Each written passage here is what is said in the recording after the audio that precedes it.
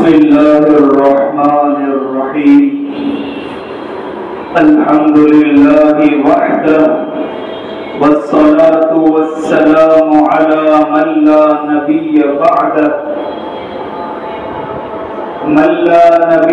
بعده ولا نبوة بعده من لا رسول بعده ولا رسالة بعده أما بعد أعوذ بالله من الشيطان الرجيم بسم الله الرحمن الرحيم فالصالحات قانتات حافظات للغيب بما حفظ الله آمنت بالله صدق الله مولانا العظيم. میری محترمہ غیرت مند دینی ماؤں اور بہنوں، الحمدللہ ثم الحمدللہ، ہم اس وقت ایک دینی مجلس میں شریک ہیں اور یہ اللہ رب العزت کا بہت ہی عظیم انعام ہے، اور یہ مجلسیں دراصل زندگی کی ذمہ داریوں کو سمجھانے کے لیے منعقد کی جاتی ہیں کہ ہم سب اس دنیا میں ذمہ دار ہیں، ادا ہوگی ذمہ داری تو ہوگی رب کی مہربانی. لہذا دینی مجلس ایک اعتبار سے اللہ رب العزت کا بہت عظیم انعام ہے کہ اس مجلس کی برکت سے ہم اپنی زندگی کی ذمہ داریوں کو سمجھنے کی کوشش کرتے ہیں. خطبہ مسنونہ میں ایک آیت شریفہ کے ایک جز کی تلاوت کی گئی ہے، فالصالحات قانتات حافظات للغیب بما حفظ اللہ. اس آیت شریفہ کے اس جز میں نیک صالح خاتون کی دو نشانیاں بیان کی گئی ہے کہ نیک صالح خاتون ایک مومنہ عورت کی کیا ذمہ داریاں ہیں. اس آیت کریمہ میں ان کی دو اہم ذمہ داریاں بیان کی گئی ہے. اللہ تعالیٰ فرماتے ہیں فالصالحات، نیک خاتون مومنہ خواتین، تو قانتات حافظات للغیب بما حفظ اللہ.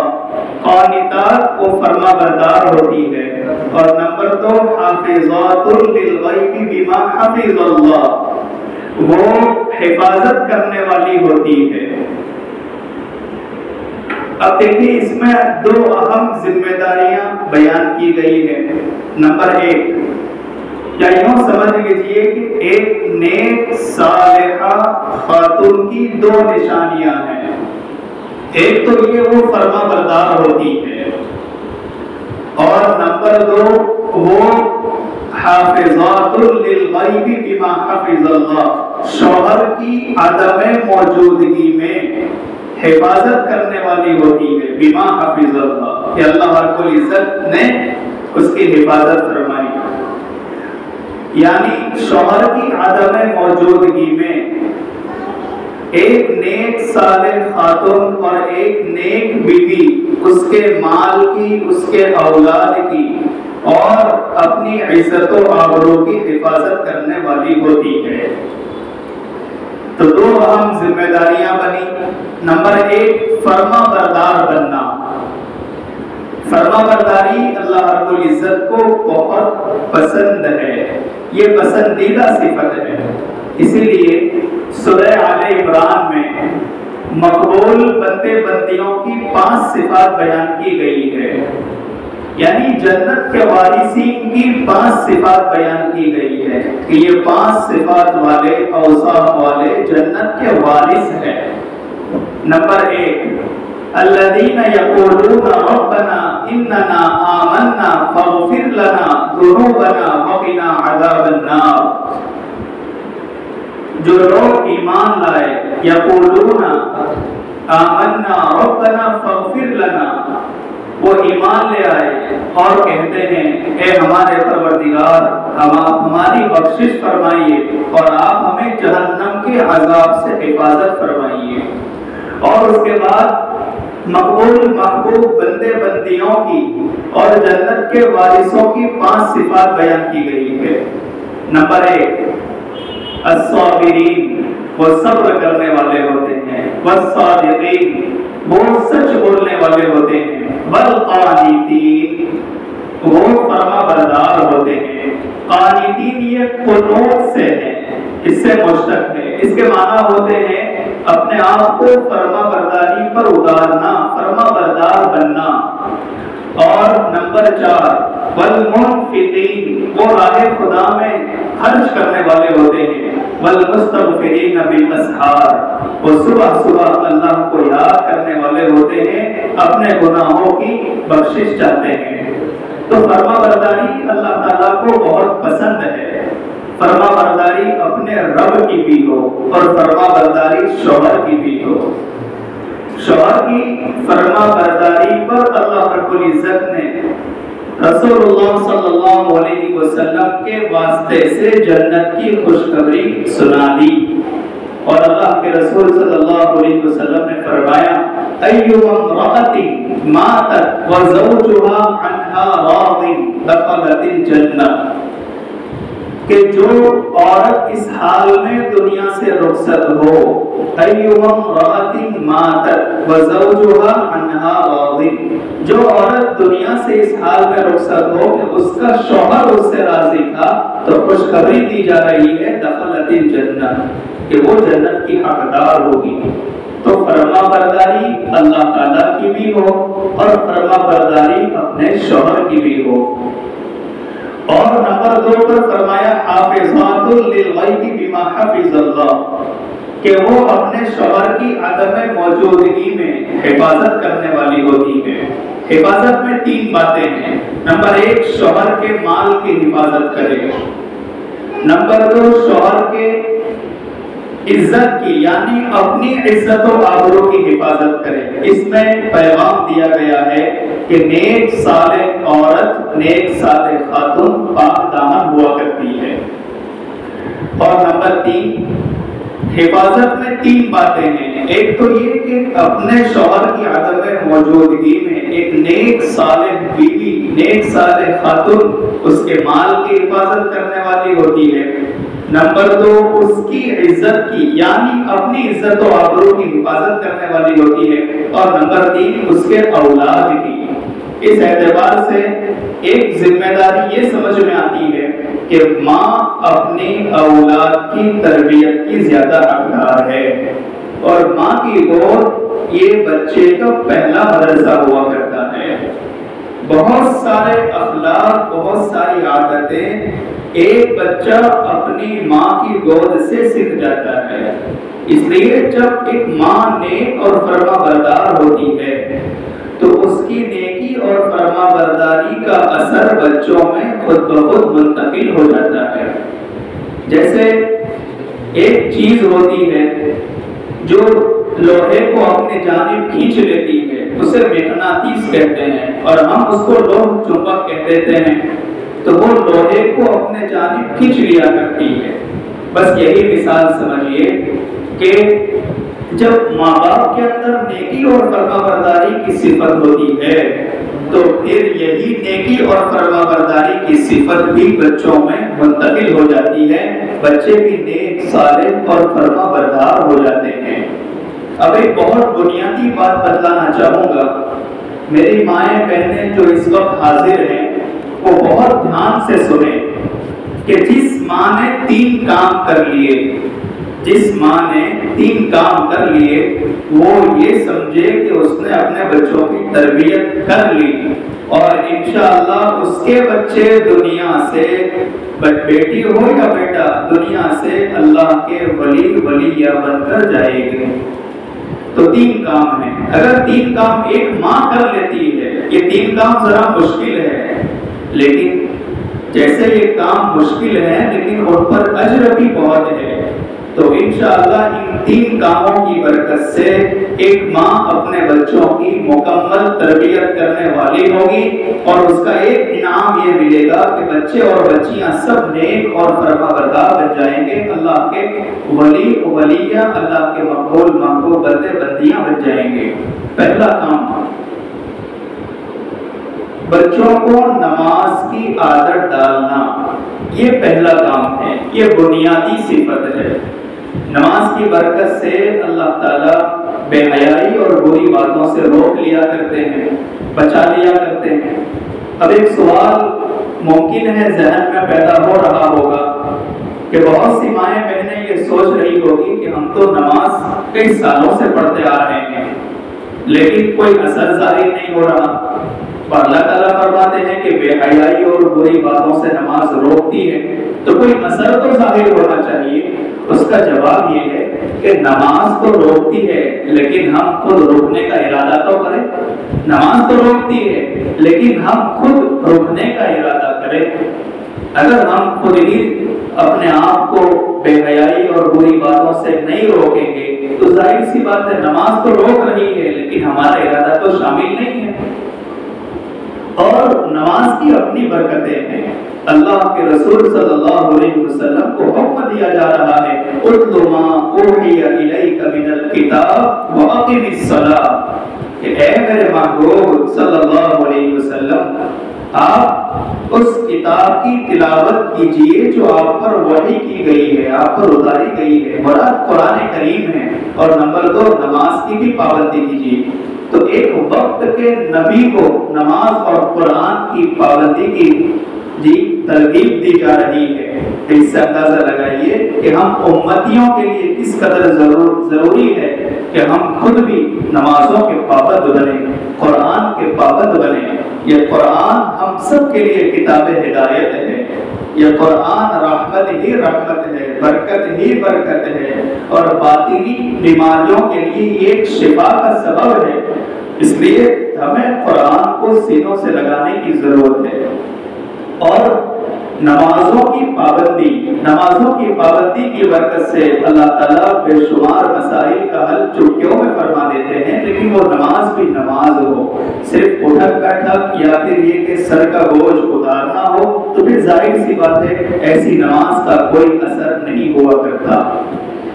اس کی ایک اور مثال سے سمجھیے، جیسے ڈاکٹر دوا دیتا ہے اور اللہ نے دوا میں تاثیر رکھی ہے کہ دوا کی برکت سے بیماری دور ہو جاتی ہے، اور ڈاکٹر نے ایک وقت بھی بتایا ہے، تو دوا کے اندر تاثیر تو ہے، اللہ نے رکھی ہے کہ بیماری کو دور کر دے، لیکن مریض کو دوا کو استعمال تو کرے، اس کے وقت پر کرے۔ دوا میں تو اپنی تاثیر ہے، وہ اپنا اثر کرے گی، اسی طرح نماز میں اپنی تاثیر ہے، نماز بھی اپنا اثر کرتی ہے، بس شرط یہ ہے کہ ہم خود بھی نماز کو نماز کے طریقے پر پڑھیں۔ سورہ ماعون میں اللہ تعالیٰ فرماتے ہیں فویل للمصلین، ہلاکت ہے اور نماز پڑھنے والوں کے لیے، الذین هم عن صلاتهم ساہون، جو اپنی نماز سے غافل ہیں۔ اب دیکھیں نماز سے غافل ہونے کی چند صورتیں ہیں جو کتب تفاسیر میں نقل کی گئی ہے۔ نماز سے غافل ہونے کی ایک صورت تو یہ ہے کہ نماز ہی نہیں پڑھی، ایک صورت یہ ہے۔ دوسری صورت یہ ہے کہ نماز تو پڑھی لیکن کب، جب کوئی دیکھنے والا ہو، کوئی عورت دیکھ رہی ہے تو ہم نماز پڑھتے ہیں۔ مثلا بیٹی اس لیے نماز پڑھ رہی ہے کہ اگر نہیں پڑھے گی تو ماں کچھ بول دے گی، تو ظاہر سی بات ہے نماز تو ماں کے لیے پڑھی، اللہ تعالیٰ کے لیے تو نہیں پڑھی۔ یہ بھی نماز سے غفلت کی ایک شکل ہے۔ اور تیسری شکل یہ ہے کہ نماز کو جیسے پڑھنا چاہیے اس کے آداب کے ساتھ، مستحبات کے ساتھ، اس طرح نہیں پڑھا، تو ظاہر سی بات ہے یہ بھی نماز سے غفلت کی شکل ہے۔ اس لیے پہلی بہت بنیادی ضرورت یہ ہے کہ ماں خود نمازوں کی پابند بنے، تو اس کی برکت یہ ہوگی کہ انشاءاللہ بچے خود بخود نمازوں کے پابند بن جائیں گے۔ نمبر 2، ماں بچوں کو خدمت کا عادی بنائے، ماں بچوں کو خدمت کا عادی بنائے۔ دیکھیں خدمت کرنے کی برکت سے عاجزی پیدا ہوتی ہے، اور یہ عاجزی اللہ تعالیٰ کو بہت پسند ہے۔ علامہ شعرانی رحمۃ اللہ علیہ نے ایک بڑی زبردست بات لکھی ہے، واقعی اس میں ہمارے لیے بہت بڑا پیغام ہے۔ علامہ شارانی رحمت اللہ علیہ نے لکھا ہے کہ سب دروازوں پر بھیڑ لگی ہوئی تھی، میں عاجزی کے دروازے سے اللہ تک پہنچ گیا، یعنی روزے رکھنے والے بہت، نماز پڑھنے والے بہت، جی، اور اسی طرح حج کرنے والے بہت، لیکن عاجزی تواضع کرنے والے بہت کم تھے، میں عاجزی کے دروازے سے اللہ تک پہنچ گیا۔ تو جب ہم خدمت کے عادی بنیں گے اور خدمت کرنے کے عادی اپنے بچوں کو بنائیں گے تو اس کی برکت یہ ہوگی کہ بچوں میں عاجزی آئے گی، وہ اللہ کے محبوب بندے بنیں گے، وہ انسانیت کی خدمت کریں گے۔ اور نمبر 3، اپنے بچوں کو سچ بولنا سکھائے۔ جب بندہ سچ بولتا ہے تو اس پر اللہ کی رحمتیں اترا کرتی ہے، جب وہ سچ بولتا ہے تو سچی زبان سے جو دعا کرتا ہے اللہ تعالیٰ اس کی دعا کو قبول فرما لیتے ہیں۔ لیکن یہ 3 کام پہلے ایک ماں اپنے اوپر اوڑھ لے، اس کی پابند بنے، وہ نمازوں کی پابند بنے، پابندی سے نماز پڑھے، اس کی نمازوں میں کوئی کمی نہ رہے۔ اور نمبر 2، اپنے بچوں کو خدمت کا عادی بنائیں۔ اور نمبر 3، اپنے بچوں کو سچ بولنے کا عادی بنائیں۔ دیکھ لیجئے جس ماں نے یہ 3 کام کر لیے، یہ 3 باتیں تربیت کا نچوڑ ہے کہ نمازوں کی پابندی، خدمت کا عادی اور سچ بولنے کا اہتمام۔ جس ماں نے یہ 3 کام کر لیے کہ اپنے بچے کو نماز کا پابند بنایا، نمبر 2، جس ماں نے اپنے بچے کو سچ بولنا سکھایا، اور جس ماں نے اپنے بچے کو خدمت کرنے والا بنا دیا، اس نے گویا تربیت کا حق ادا کر دیا۔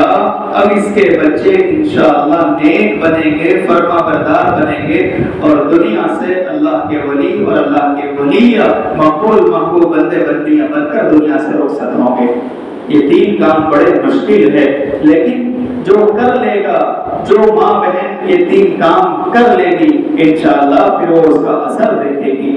سچ بولنا بہت مشکل ہے، لیکن سچائی کی برکت یہ ہوتی ہے کہ سچائی جنت کا راستہ دکھاتی ہے، نیکی کا راستہ دکھاتی ہے۔ ایک بندے کو جھوٹ چھپانا، جھوٹ چھپانا پڑتا ہے تو ایک جھوٹ چھپانے کے لیے وہ 100 جھوٹ بول جاتا ہے، 100 جھوٹ۔ فائدہ ہی کیا ہوا؟ سچائی اپنا اثر رکھتی ہے، اور جھوٹا بندہ چاہے کتنے ہی اچھے انداز میں اپنی بات کو پیش کرے، لیکن وہ جھوٹا ہی ہوتا ہے، اس کی باتوں میں کوئی حلاوت نہیں ہوتی، اور بظاہر سمجھ میں آ جاتا ہے کہ یہ بندہ جھوٹ بول رہا ہے۔ تو سچ بولنے کا اہتمام۔ حضرت بابو جی عبداللہ رحمت اللہ علیہ ہمارے اکابر میں بہت بڑے اللہ کے ولی گزرے ہیں۔ حضرت بابو جی عبداللہ رحمت اللہ علیہ بڑے اللہ کے ولی گزرے ہیں، جس کے بارے میں دعا کرتے تھے 3 راتوں میں اس کو اللہ کے رسول صلی اللہ علیہ وسلم کی خواب میں زیارت ہو جایا کرتی تھی، اس کے بارے میں بھی دعا کرتے تھے۔ 3 ہی راتوں میں اس کو اللہ کے رسول صلی اللہ علیہ وسلم کی خواب میں زیارت ہو جایا کرتی تھی۔ کسی نے کہا کہ حضرت آپ کو یہ مقام کیسے ملا کہ دعا تو آپ بھی کرتے ہیں اور دعا ہم بھی کرتے ہیں، لیکن آپ کی دعا بہت جلدی قبول ہو جاتی ہے، اور آپ جس کے بارے میں دعا کرتے ہیں اس کو 3 راتوں میں اللہ کے رسول صلی اللہ علیہ وسلم کی خواب میں زیارت نصیب ہو جاتی ہے۔ 3 راتیں نہیں گزرتی وہ اللہ کے رسول کو خواب میں دیکھ لیتا ہے، اس کی کیا وجہ ہے؟ حضرت بابو جی عبداللہ رحمت اللہ علیہ نے فرمایا کہ بیٹا جس زبان سے جھوٹ نکلنا بند ہو جاتا ہے، پھر اس زبان سے جو دعا کے جملے نکلتے ہیں اللہ تعالیٰ ان دعاؤں کو قبول فرما لیا کرتے ہیں۔ تو دیکھیے بسا اوقات ہماری دعا کی قبولیت میں جھوٹ مانے ہو جاتا ہے، جھوٹ ایک رکاوٹ بن جاتا ہے، پھر ہماری دعائیں قبول نہیں ہوا کرتی۔ اس لیے اپنے بچوں کو 3 باتوں کا عادی بنائیں۔ نمبر 1 نماز کا پابند بنائیں، نمبر 2 اپنے بچوں کو سچ بولنا سکھائے، اور نمبر 3 اپنے بچوں کے اندر خدمت کا جذبہ پیدا کرے۔ پھر دیکھیں آپ کے بچے آپ کے سر کا تاج بنیں گے، آپ کی آنکھوں کی ٹھنڈک بنیں گے، آپ کے دل کا قرار اور سکون بنیں گے، یا آپ کی نیک نامی کا ذریعہ بنیں گے۔ لیکن اگر ہم نے ان 3 باتوں سے غفلت برتی تو یاد رکھیں یہ بچے ہمارے ہاتھوں سے نکل جائیں گے، پھر یہ کبھی مسجدوں کو آباد کرنے والے نہیں بن سکیں گے، کیونکہ ماں کی تربیت اپنا بنیادی اثر رکھتی ہے۔ اس لیے ایک ماں کو چاہیے کہ وہ نمازوں کی پابند بنے، ایک ماں کو چاہیے کہ وہ سچ بولنے والی ہو، نمبر 3 ایک ماں کو چاہیے کہ وہ خدمت کی عادی ہو اور اپنے بچوں کے اندر بھی خدمت کا جذبہ منتقل کر دے، تو انشاءاللہ وہ اللہ کے مقبول و محبوب بندے بندیوں میں اپنے بچوں کو شامل کرا لے گی۔ تو پورے بیان کا خلاصہ یہ ہے کہ میں نے آیت کریمہ پڑھی تھی فَالصَّالِحَاتُ قَانِتَاتٌ حَافِظَاتٌ لِلْغَيْبِ بِمَا حَفِظَ اللَّهُ۔ ایک نیک عورت، نیک خاتون کی 2 نشانیاں ہیں۔ نمبر 1 وہ فرما بردار ہوتی ہے، اور نمبر 2 وہ شوہر کی غیر موجودگی میں وہ حفاظت کرنے والی ہوتی ہے۔ اور حفاظت میں 3 باتیں ہیں، اب شوہر کے مال کی حفاظت کرے، نمبر 2 شوہر کی عزت کی یعنی اپنی عزت و آبرو کی حفاظت کرے، اور نمبر 3 اولاد کی حفاظت کرے یعنی اولاد کی تربیت کرے، اولاد کو دینداری سکھانے، جی اولاد کو فرما بردار بنانے کی فکر کرے۔ یہ ایک ماں کی بہت بنیادی ذمہ داری ہے کہ وہ اپنے بچوں کے حق میں نافع بنے، اپنے بچوں کے لیے تربیت کا سامان مہیا کرے۔ یاد رکھیں اس آسمان کی چھت کے نیچے اور زمین کے فرش پر یتیم بچہ وہ ہی نہیں جس کے سر پر باپ کا سایہ نہ ہو، یتیم بچہ وہ ہی نہیں جس کے سر پر باپ کا سایہ نہ ہو، یتیم بچہ وہ بھی ہے کہ جن کے ماں باپ تو ہیں لیکن ماں باپ کے پاس تربیت کے لیے وقت نہیں ہے۔ وہ جب ماں باپ اپنے بچوں کی تربیت کی طرف توجہ نہیں رکھیں گے تو ظاہر سی بات ہے پھر بچے ہاتھوں سے نکل جائیں گے۔ ہماری جوان بیٹیوں کے ایمان کا سودا ہو رہا ہے۔ میری ماں بہنوں، میں بہت درد مندی کے ساتھ، بہت دکھے دل کے ساتھ آپ کو یہ پیغام دینا چاہ رہا ہوں کہ اپنی بیٹیوں کے ایمان و عقائد کی حفاظت کیجیے، اپنے بیٹیوں کے ایمان و عقائد کی حفاظت کیجیے، انہیں صحابیات کے واقعات بتلائیے کہ انہوں نے کیسے ماحول میں اپنے ایمان و یقین کی حفاظت کی، اس کے لیے اپنے گھر کے اندر تعلیم کا نظام بنائیے۔ رات کو سونے سے پہلے سب گھر والے جمع ہو جائیں، گھر کی بیٹیاں، گھر کے بچے، گھر کے بڑے بوڑھے سب جمع ہو جائیں، پھر فضائل اعمال کی تعلیم ہو۔ فضائل اعمال کیا ہے؟ فضائل اعمال میں اعمال کا ریٹ ہے، ریٹ یعنی یہ عمل کریں گے تو اللہ یہ اجر دیں گے۔ جی صحابیات نے کیسے اپنے ایمان کی حفاظت کی اور نماز پر کیا ملے گا، اللہ کا ذکر کریں گے تو اللہ ہمیں کیا انعام دیں گے، ماہ رمضان المبارک کی کیا اہمیت ہے، کیا قدردانی ہے، یہ ساری باتیں وہ تعلیم کے راستے سے معلوم ہو۔ اس لیے ہم اپنے گھروں میں تعلیم کا نظام بنائیں، اب باپردہ رہیں، پردے کا نظام ہو، پردہ بھی ایسا ہو کہ وہ پردہ ہو، فیشن نہ ہو۔ آج کل ایسے برقعے وغیرہ آ چکے ہیں جو کہ اس میں یعنی ایک مذاق ہی لگتا ہے، نہیں فیشن نہ ہو بلکہ مکمل حجاب ہو۔ پھر دیکھیے اللہ تعالیٰ کیسے ہمیں اپنے مقبول و محبوب بندوں میں شامل فرماتے ہیں۔ یاد رکھیں اگر ہمارے گھر کی زندگی جی رسول اللہ صلی اللہ علیہ وسلم کے طریقوں کے مطابق ہے، اگر ہمارے گھروں میں دینداری ہے تو یہی گھر کی زندگی اور یہی گھر کی دینداری ہمیں جنت تک پہنچا دے گی۔ اس لیے ہم اس بات کا خاص اہتمام کریں کہ ہم فرما بردار بنیں، اپنے شوہر کی بات کو ماننے والے بنیں، جائز امور میں جی جس میں اللہ تعالیٰ کی نافرمانی نہ ہوتی ہو، جائز امور میں اپنے شوہر کی اطاعت کریں، اس کی بات مانیں، جی اس کا ساتھ دے، اس کو غم کے موقع پر تسلی دے۔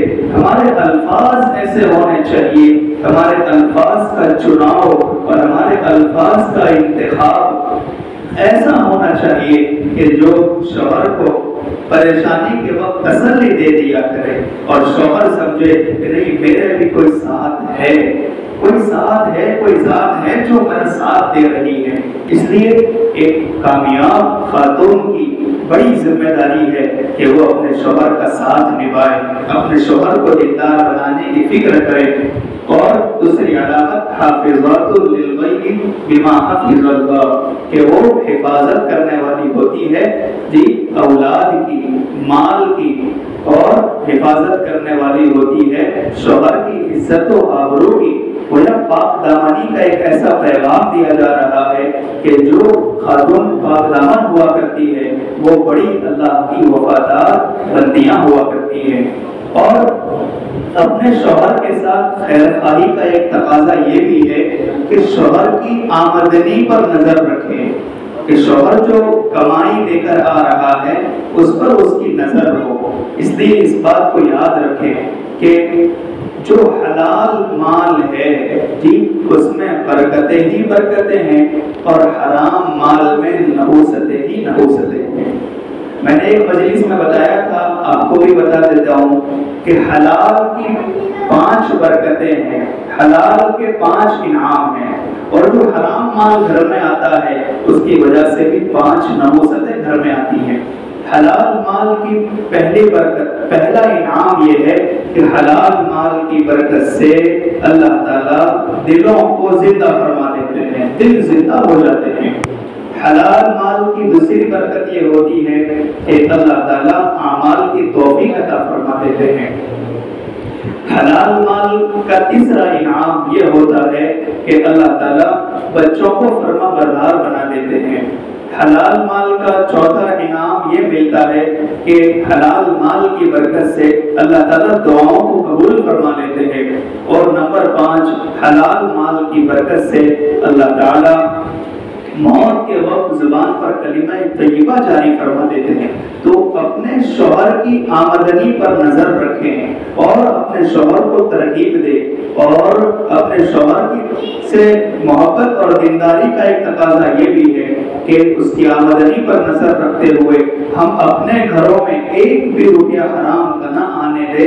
یہ بھی ایک عورت کی بڑی ذمہ داری ہے کہ حلال مال کی یہ 5 انعام اللہ تعالیٰ عطا فرما دیتے ہیں کہ دلوں کو زندہ فرماتے ہیں.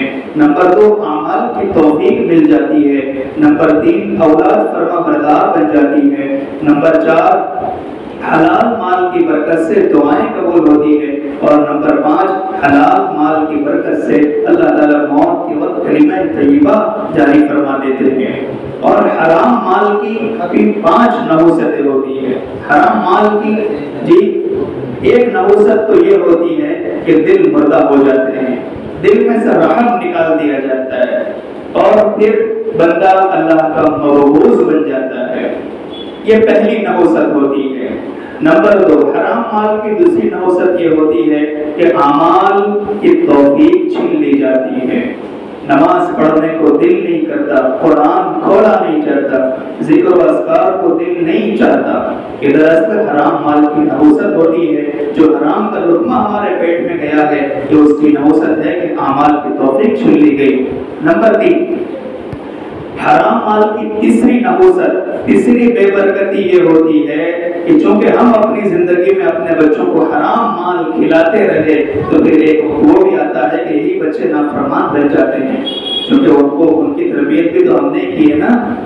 اور نمبر 4، حرام مال کی نحوست یہ ہوتی ہے کہ دعائیں قبول نہیں ہوا کرتی. ایک بندہ بظاہر حدیث شریف کا مفہوم ہے، ایک بندہ بہت رو رہا ہے، غلاف کعبہ پکڑ کر رو رہا ہے، آہو بکا کر رہا ہے، لیکن اس کا کھانا حرام ہے جی، اس کا پینا حرام ہے، اس کا پہننا حرام ہے. ظاہر سی بات ہے جب بندہ حرام کھا رہا ہے، حرام پہن رہا ہے، پی رہا ہے، پھر وہ چاہے کعبۃ اللہ کا غلاف پکڑ کر دعا کرے تو بھی اس کی دعائیں آسمانوں تک نہیں پہنچا کرتی. اور نمبر 5، حرام مال کی ایک نحوست یہ ہوتی ہے کہ اللہ تعالیٰ موت کے وقت کلمہ طیبہ کی توفیق چھین لیا کرتے ہیں اور اس نعمت سے محروم کر دیتے ہیں. فضائل اعمال، فضائل درود شریف میں حضرت شیخ زکریا صاحب قادری نور اللہ مرکزہ نے ایک واقعہ نقل فرمایا ہے، ابھی یاد آ رہا ہے. تو میں اپنے فائدے کے لیے اور آپ کے فائدے کے لیے ذکر کر دیتا ہوں۔ بہت واقعہ نصیحت والا ہے، اور یہ جو واقعات کس سے بیان کیے جاتے ہیں، یہ دراصل نصیحت کے لیے، عبرت کے لیے بیان کیے جاتے ہیں۔ حضرت شیخ زکریا صاحب کاندھلوی نور اللہ مرکزہ نے فضائل درود شریف میں یہ واقعہ لکھا ہے۔ 43 نمبر کا یہ واقعہ ہے کہ ایک باپ اور بیٹا دونوں سفر کر رہے تھے، سفر میں تھے۔ اتفاق سے سفر کے دوران اچانک باپ کا انتقال ہو گیا۔ باپ تو دنیا سے چلا گیا، اب ہوا تو صحیح انتقال، لیکن باپ کا چہرہ اللہ رب العزت نے سور کی شکل میں بدل دیا۔ اب دیکھیے کتنی پریشانی، اول سفر کی حالت، پھر سفر میں باپ اور بیٹا دو ہی گئے، اس میں سے باپ کا بھی انتقال ہو گیا، پھر انتقال تو ہوا ہی لیکن باپ کا چہرہ اللہ نے سور کی شکل میں بدل دیا۔ یہ بڑا پریشان ہوا بیٹا کہ ہائے یہ کیا اللہ نے میرے باپ پر عذاب نازل کر دیا کہ سفر کی حالت، باپ کا انتقال اور پھر چہرہ سور کی شکل میں تبدیل ہو گیا۔ یہ بڑا پریشان تھا، اسی پریشانی میں اسے اونگ آ گئی، وہ سو گیا تو خواب میں دیکھتا ہے کہ کوئی کہنے والا کہہ رہا ہے کہ ہم بھی جانتے ہیں تیرے باپ کا انتقال ہوا ہے، اور یہ بھی جانتے ہیں کہ تیرے باپ کا چہرہ سور کی شکل میں بدل دیا گیا ہے، تو جانتا بھی ہے کہ تیرے باپ پر یہ عذاب کیوں آیا؟ وہ خواب میں پوچھتا ہے کہ جی بتائیے کیوں آیا؟ تو وہ کہنے والا کہتا ہے کہ دراصل بات یہ ہے کہ تیرا باپ اپنی زندگی میں سود اور بیاج بہت کھایا کرتا تھا، سود اور بیاجی کاروبار کرتا تھا۔ اس کی نحوست یہ ہوئی کہ اللہ تعالیٰ نے موت کے وقت اس کو کلمہ طیبہ سے محروم کر دیا اور اس کے چہرے کو سور کی شکل میں بدل دیا۔ پھر وہ کہنے والا خواب میں کہتا ہے کہ بیٹا خوشخبری حاصل کر، وہ یہ کہ تیرے باپ کے چہرے کو دوبارہ اصلی صورت پہ کر دیا گیا ہے، یعنی تیرے باپ کے چہرے کو اصلی صورت پہ لوٹا دیا گیا ہے۔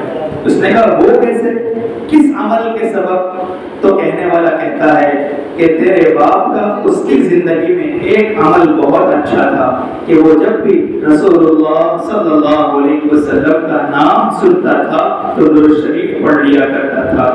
تو حلال کمائی، دیکھیے حلال کمائی کی اپنی برکت ہے اور حرام کمائی کی اپنی نحوست ہے۔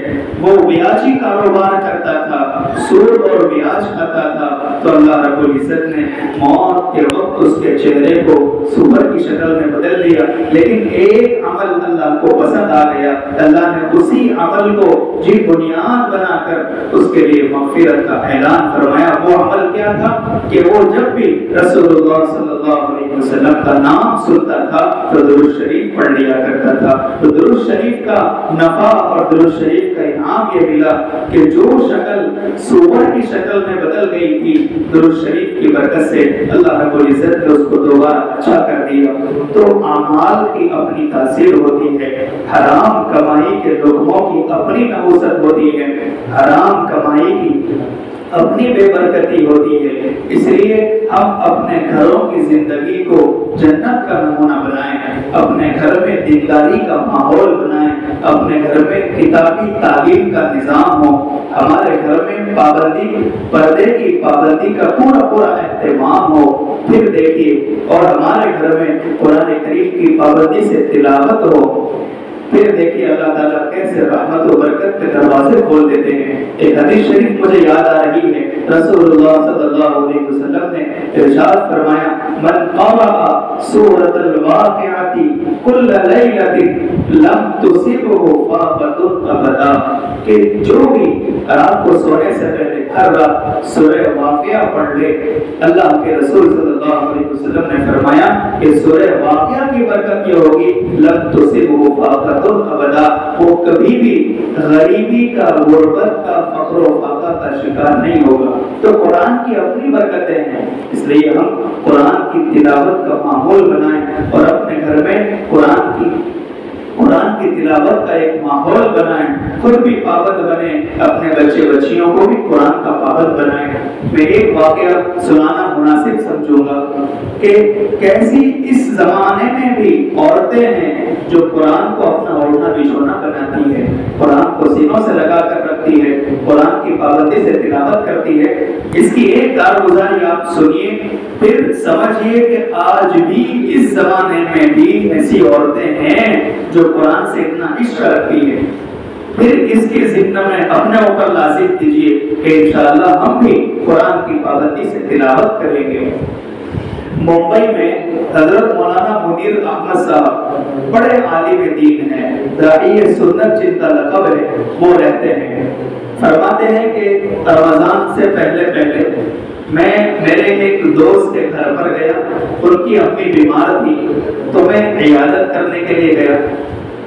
میں درمیان میں ترمذی شریف کی ایک حدیث سنانا اور بھی مناسب سمجھوں گا کہ اللہ کے رسول صلی اللہ علیہ وسلم نے فرمایا کہ جو بندہ صبح میں کسی کی بیمار پرسی کرتا ہے، یعنی کوئی بندہ بیمار ہے یا کوئی بندی کوئی عورت بیمار ہے تو ہم اس کی خبر لینے کے لیے چلے گئے، مزاج پرسی کر لی، اس کو یعنی ہم نے اس کا حال پوچھا آسان لفظوں میں، تو اللہ کے رسول صلی اللہ علیہ وسلم نے فرمایا کہ جس نے صبح کے وقت میں کسی مریض کی بیمار کی تیمارداری کی، اس کا حال پوچھا، شام تک 70,000 فرشتے اس کے لیے دعائیں مغفرت کرتے ہیں، اور جس نے شام کے وقت کسی مریض کی بیمار پرسی کی تو صبح تک 70,000 فرشتے اس کے لیے دعائیں مغفرت کرتے ہیں۔ یہ روایت کتاب الجنائز ترمذی شریف میں موجود ہے۔ تو بہرحال ایک روایت ذہن میں بر وقت آئی تو میں نے سنا دی۔ مولانا منیر احمد صاحب بڑے عالم دین ہیں ماشاءاللہ، ایک بہت بڑا امت کا سرمایہ ہے، اور علماء رحمت کے سائے ہوا کرتے ہیں۔ وہ آسمان کی چھت کے نیچے زمین کے فرش پر اللہ کے منتخب بندے ہوتے ہیں، اللہ جن کے سینوں کو اپنے قرآن کے لیے، احادیث کی حفاظت کے لیے اور علوم دینیہ کی حفاظت کے لیے قبول فرماتے ہیں۔ اللہ تعالیٰ ہمیں بھی ایسی توفیق عطا فرمائے، اور اللہ تعالیٰ ہمیں بھی اپنے بچوں کی ایسی تربیت کرنے کی توفیق عطا فرمائے کہ ہمارے بچے علوم دنیا کو محفوظ کرنے والے بنے۔ اللہ تعالیٰ ہمارے بچوں کی سینوں کو بھی قبول فرمائے۔ بہرحال آمین یا رب العالمین۔ مولانا منیر احمد صاحب فرماتے ہیں کہ میں اپنے ایک دوست کی امی کی خبر لینے کے لیے گیا، تو بیمار تھی، پردے کے پیچھے میں نے ان کا حال پوچھا، اور اس کے بعد پھر کہا کہ دیکھو بہن، رمضان آنے والا ہے اور رمضان قرآن کا مہینہ ہے، اس لیے اس گھر میں ایک تو آپ ہیں اور آپ کی 2 بیٹیاں ہیں، آپ سب مل کر قرآن زیادہ سے زیادہ پڑھیں، رمضان کے بعد ہم آئیں گے پھر کارگزاری پوچھیں گے۔ مولانا کو اتنی دعوت دے کر اپنے گھر چلے آئے۔ رمضان پورا ہوا، رمضان کے بعد ایک دفعہ اتفاق سے مولانا کا انہی اپنے دوست کے گھر پر جانا ہوا، تو حضرت کو یاد آیا کہ میں نے کہا تھا ان سے کہ قرآن پڑھنا۔ کارگزاری پوچھتے ہیں کہ کتنا پڑھا، تو مولانا منیر احمد صاحب پوچھتے ہیں کہ بتائیے قرآن کس نے کتنا پڑھا؟ تو 2 بیٹیاں تھی، ایک بیٹی نے کہا کہ الحمدللہ حضرت میں نے اس رمضان میں 6 قرآن پڑھے ہیں۔ پھر دوسری بہن نے کہا کہ الحمدللہ حضرت میں نے اس رمضان میں 14 قرآن پڑھے ہیں۔ اب ماں کی باری تھی، ظاہر سی بات ہے جب بیٹیوں نے 15 قرآن ختم کیے ہوں گے تو ماں تو پھر پہلے نمبر پر آئے گی۔ اس نیک عورت نے پردے کے پیچھے سے کہا کہ حضرت آپ جب نصیحت کر کے گئے تھے کہ رمضان قرآن کا مہینہ ہے اور قرآن کی زیادہ سے زیادہ تلاوت کی جائے، الحمدللہ جب رمضان کا چاند طلوع ہوا میں نے قرآن کریم کو پکڑا اور پڑھنا شروع کیا، اور جب یہاں عید کا چاند طلوع ہوا ان 30 دنوں میں الحمدللہ میں نے 24 قرآن کریم پڑھ لیے۔ یہ اس زمانے کا واقعہ ہے، بہت دور کا واقعہ نہیں ہے۔ تو دیکھیے ایک گھر میں ماشاءاللہ 3 عورتوں نے مل کر 44 قرآن کریم ختم کر لیے۔ اب آپ اندازہ لگائیے اس گھر میں قرآن کی کتنی برکتیں نازل ہوئی ہوگی، اور وہ گھر آسمان والوں کے لیے کس قدر باعث رشک ہوا ہوگا۔ میری ماں و بہنوں، اس طرح اپنے گھر کو دینداری میں تبدیل کرے، اپنے گھر کو اس طرح جنت کا نمونہ بنائے۔ یہ چند بنیادی اور ضروری باتیں ہیں جو عام سی ہے لیکن سمجھنے والی ہے کہ ہم اپنے بچوں کی تربیت کریں۔ اور تربیت کے باب میں نے 3 باتیں کہی کہ اپنے بچوں کو نماز کا پابند بنائیں، اپنے بچوں کو سچ بولنا سکھائیں، اپنے بچوں کو خدمت کرنے والا بنائیں۔ یہ 3 کام آپ اپنے بچوں کے حق میں کریں، انشاءاللہ آپ کے بچے نیک اور فرمانبردار بن جائیں گے۔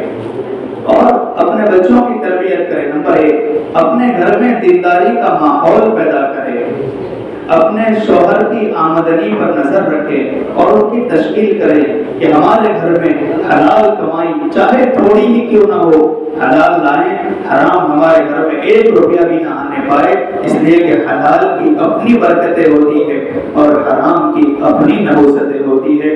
اللہ ہم سب کو حلال مال کمانے کی اور حلال مال کھانے کی توفیق عطا فرمائے، اور جتنے بھی حرام کام ہیں اللہ ان سب سے ہماری حفاظت فرمائے۔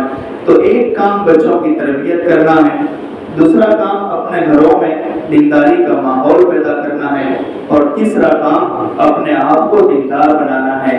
تو یہ چند ذمہ داریاں ہیں جو فالصالحات قانتات حافظات للغیب بما حفظ اللہ کی طرح سمجھ میں آتی ہے کہ نیک بیوی کی 2 علامتیں ہیں، ایک تو وہ فرمانبردار ہوتی ہے، اور نمبر 2 وہ حفاظت کرنے والی ہوتی ہے شوہر کی عزت کی، اولاد کی، شوہر کے مال کی۔